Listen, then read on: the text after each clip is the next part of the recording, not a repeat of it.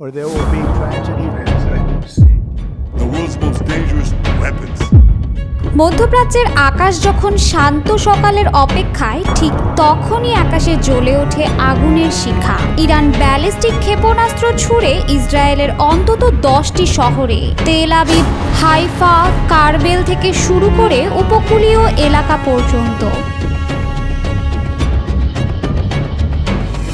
যুক্তরাষ্ট্রের নেতৃত্বে ইরানের 3টি পারমাণবিক স্থাপনায় বোমা বর্ষণের কয়েক ঘন্টার ব্যবধানে ইসরায়েলের আকাশে ইরানের এই পাল্টা আঘাত। যুক্তরাষ্ট্রের নেতৃত্বে ইরানের 3টি পারমাণবিক স্থাপনায় বোমা বর্ষণের কয়েক ঘন্টার ব্যবধানে ইসরায়েলে আসে ইরানের এই পাল্টা আঘাত, যা এক নতুন যুদ্ধের দ্বার উন্মোচনের ইঙ্গিত দিচ্ছে।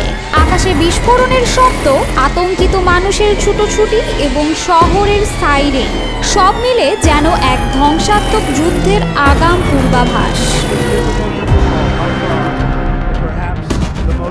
মাত্র কয়েক ঘন্টা আগেই যুক্তরাষ্ট্র ইরানের ফোর্দো, নাতানজ আর ইস্পাহানের পারমাণবিক স্থাপনায় হামলা চালায়। যুক্তরাষ্ট্র এই হামলাকে সফল বলে দাবি করে, তবে ইরানের সূত্রগুলো বলছে তারা পারমাণবিক উপকরণগুলো সরিয়ে নিয়েছে হামলার বহু আগেই। যুক্তরাষ্ট্রের হামলার কিছুক্ষণের মধ্যেই পাল্টা আক্রমণ চালায় ইরান। একের পর এক ক্ষেপণাস্ত্র আঘাত হানে ইসরায়েলের বিভিন্ন শহরে। ইসরায়েলের জরুরি পরিষেবার এক মুখপাত্র আল জাজিরাকে জানান, হামলায় হাইফা, কারমেল, তেল আবিব অঞ্চলের বিভিন্ন এলাকা এবং উত্তরাঞ্চলের উপকূলীয় সমতল ভূমিতে ক্ষেপণাস্ত্র ও শার্পনেল পড়ে। দ্রুত এসব স্থানে জরুরি উদ্ধারকারী দল মোতায়েন করা হয়। এদিকে ইসরায়েলি সেনাবাহিনী জানিয়েছে, নতুন হামলার আশঙ্কায় দেশ জুড়ে সতর্কতা জারি করা হয়েছে এবং প্রতিরক্ষা ব্যবস্থা সম্পূর্ণরূপে সক্রিয় রাখা হয়েছে।